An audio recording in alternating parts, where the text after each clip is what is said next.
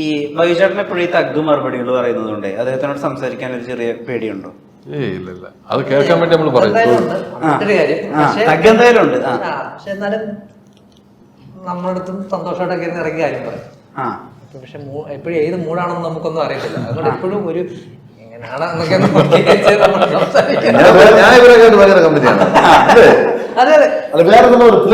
പുതിയ സാധനങ്ങൾ പുതിയ പിള്ളേരെ അയച്ചോണ്ടേ വന്നിട്ട് നമുക്ക് എന്തെങ്കിലും പറഞ്ഞ് നമുക്ക് കറങ്ങിച്ചെന്നിട്ട് പുതിയ 2 സാധനം വീഴുള്ളൂ.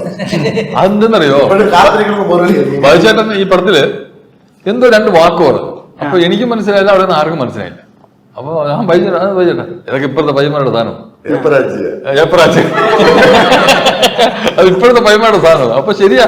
അപ്പൊ അവിടെ കൊച്ചു പയ്യന്മാർ നിന്ന് അവർക്കറിയാം ഏപ്പറാച്ചി ഇപ്പോഴത്തെ വാക്കാണ്. ഇപ്പൊ ആളുകൾ സോഷ്യൽ മീഡിയയിലൊക്കെ ഉപയോഗിക്കുന്ന ആളുകളാണ് അതൊക്കെ.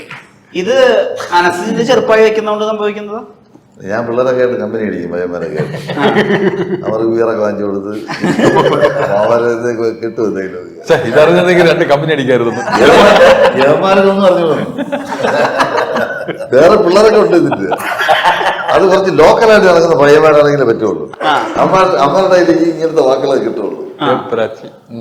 പലതുണ്ട്.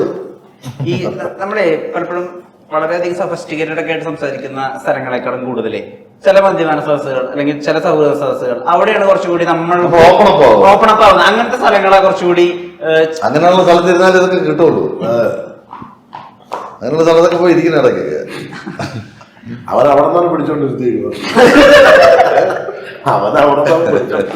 നമുക്ക് എല്ലാ തലത്തിലുള്ള കൂട്ടുകാരും വേണം. കൂട്ടുകാരൻ മീൻസ് പരിചയക്കാരെങ്കിലും വേണം.